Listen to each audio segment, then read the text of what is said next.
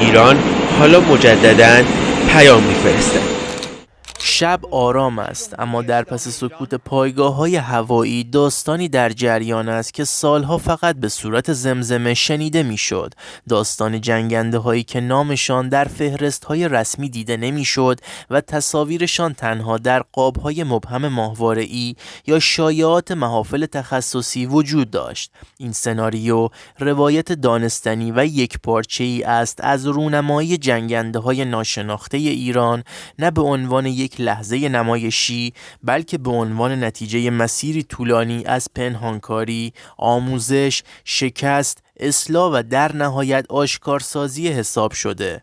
داستان از جای آغاز می شود که محدودیت ها به جای توقف به محرک تبدیل شدند. زمانی که دسترسی به بازارهای جهانی بسته شد، نگاه ها به داخل چرخید. پروژه هایی شکل گرفت که در ابتدا تنها روی کاغذ بودند. طرحهایی با بالهای نامتعارف، ورودی های هوای متفاوت و بدنه هایی که بیشتر شبیه آینده بودند تا زمان حال. این طرح‌ها نه برای رونمایی سریع بلکه برای آزمون تدریجی ساخته شدند. در نخستین مراحل جنگنده‌های ناشناخته ایران بیشتر به صورت نمونه‌های آزمایشی ظاهر شدند. پروازهای کوتاه در ساعات خاص بر فراز مناطق محدود انجام می‌شد. هر پرواز داده‌ای تازه تولید می‌کرد، از رفتار آیرودینامیکی تا پاسخ سریع سامانه‌های کنترلی.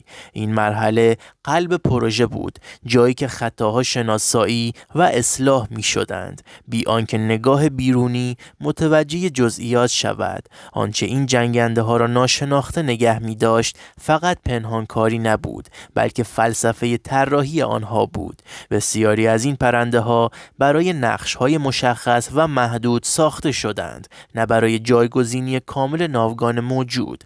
برخی برای آموزش پیشرفته، برخی برای مأموریت‌های شناسایی مسلح و برخی برای آزمایش مفاهیم پنهانکاری و جنگ الکترونیک طراحی شدند. همین تنوع نقش باعث شد هر پروژه در سایه باقی بماند. به تدریج نشانه ها آشکار شد. تصاویر رسمی اما گزینش شده منتشر شدند. زاویه دوربین ها حساب شده بود و جزئیات حساس در سایه می ماند. رسانه ها از نسل جدید سخن گفتند بی آنکه وارد مشخصات دقیق شوند. این رونمایی ها بیش از آن که پاسخ بدهند سوال ایجاد کردند و همین بخشی از هدف بود. در پشت صحنه کار اصلی ادامه داشت. موتور سامانه ای بود که بیشترین چالش را ایجاد می کرد.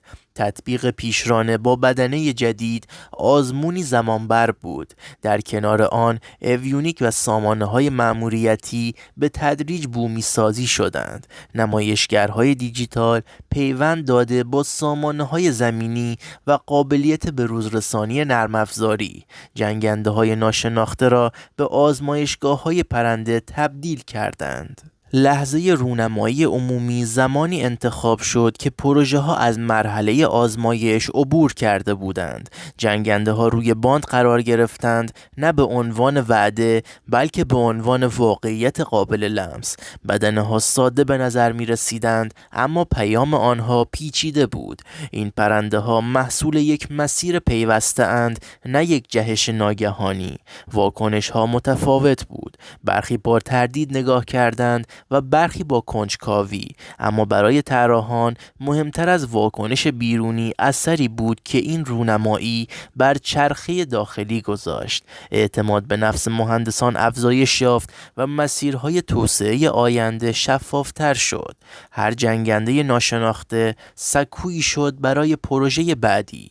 در سطح عملیاتی این جنگنده ها به تدریج وارد تمرین ها شدند. ابتدا در نقش های پشتیبان، سپس در سناریوهای پیچیده تر. همکاری با پهپادها، تبادل داده با پدافند و اجرای مأموریت‌های ترکیبی نشان داد که هدف فقط ساخت یک هواپیما نبوده، بلکه ایجاد یک مفهوم عملیاتی جدید مد نظر بوده است. نکته مهم اینجاست که رونمایی پایان داستان نبود، بلکه آغاز فصل تازه‌ای محسوب می‌شد. برخی از این جنگنده ها هنوز به تولید انبوه نرسیدند، اما تجربه آنها در پروژه های بعدی جاری شد. خطوط بدن اصلاح شد، سامانه ها ارتقا یافت و ایده ها به بلوغ رسیدند. در جمع‌بندی این سناریوی دانستنی تصویر روشنی شکل می گیرد. جنگنده های ناشناخته ایران نتیجه راهبردی مبنا بر صبر، آزمون و آشکارسازی تدریجی هستند. آنها بیش از آن که نماد قدرت لحظه‌ای باشند، نشانه یک مسیر مداومند، مسیری که در آن هر رونمایی فقط بخش کوچکی از داستانی بزرگتر را آشکار می کند. داستانی که هنوز به پایان نرسیده و هر پرواز آزمایشی سطر تازه‌ای به آن اضافه می کند. اگر این روایت را باز هم جلوتر ببریم، باید به نقش سکوت اطلاعاتی در موفقیت چنین رونمایی هایی اشاره کرد. سالها نبود خبر رسمی خود به یک ابزار تبدیل شد. نبود تصویر واضح، نبود مشخصات فنی قطعی و نبود تایید یا تکذیب صریح فضایی ساخت که تحلیلگران بیرونی را وادار به حدس و گمان می کرد. همین ابهام بخشی از کارکرد این جنگنده های ناشناخته بود، زیرا پیش از آن که وارد میدان شوند ذهن مخاطب را درگیر می کردند.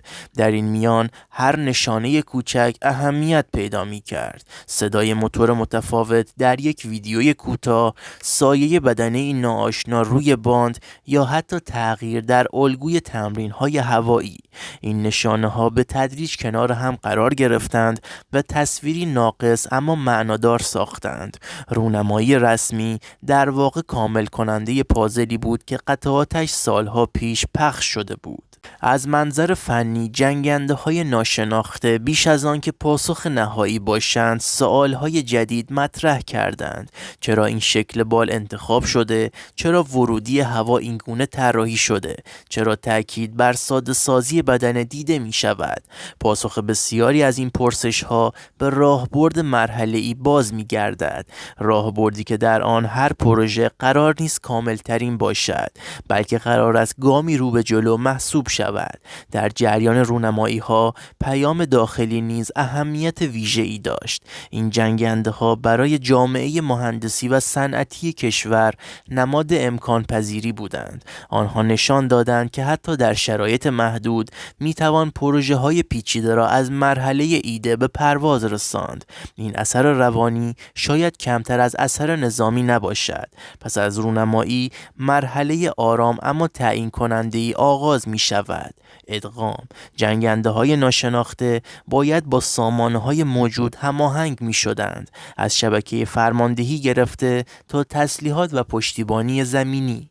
این ادغام آزمونی سخت بود که مشخص می کرد کدام ایده ها قابلیت ادامه مسیر دارند و کدام باید کنار گذاشته شوند.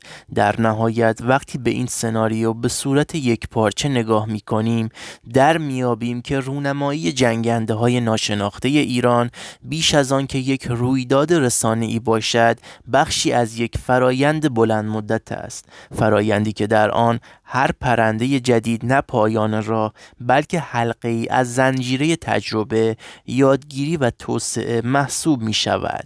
این روایت داستان حرکت تدریجی در مسیری است که مقصد آن شاید هنوز کاملا آشکار نشده، اما جهت آن روشن است. و اما سوال، به نظر شما ایران از چه جنگنده های ناشناخته ای برای نبرد استفاده می کند؟ توی کامنت ها حتما بنویسید.